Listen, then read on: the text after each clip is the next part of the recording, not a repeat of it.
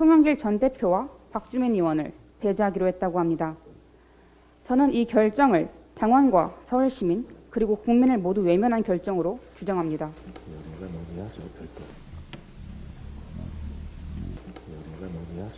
제가 여러 차례 반대했지만 충북은 선거에 패배한 가장 큰 원인인 부동산 실패에 책임 있는 분을 공천했습니다.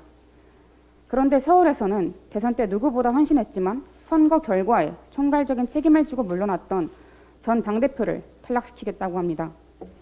이게 무슨 고무줄 잣대입니까? 미디어 오늘 서울시장 공천 경선해야 합니다. 어제 전략공천관리위원회가 6일 서울시장 선거 후보 선출과 관련해 송영길 전 대표와 박주민 의원을 배제하기로 했다고 합니다. 저는 이 결정을 당원과 서울시민 그리고 국민을 모두 외면한 결정으로 규정합니다.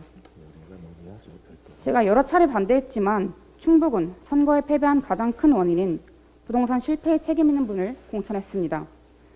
그런데 서울에서는 대선 때 누구보다 헌신했지만 선거 결과에 총괄적인 책임을 지고 물러났던 전 당대표를 탈락시키겠다고 합니다. 이게 무슨 고무줄 잣대입니까? 저는 부동산 실패에 책임이 있는 분, 선거 패배에 책임을 지고 물러난 분은 스스로 판단해서 나서지 말 것을 요청했습니다. 이것이 반성과 쇄신을 약속한 민주당의 길이라고 보았습니다. 하지만 제 의견이 무조건 맞다고 생각하지는 않습니다.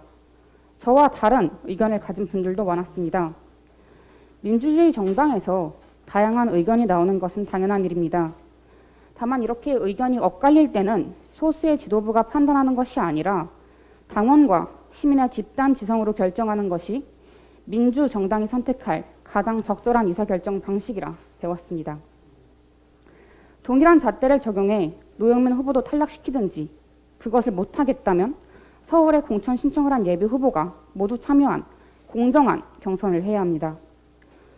서울시장 선거는 경선을 하지 않겠다는 건 패배 선언과 다를 바 없다고 생각합니다. 국민과 당원의 뜻에 따라 서울시장 공천을 바로 잡겠습니다. 이상입니다.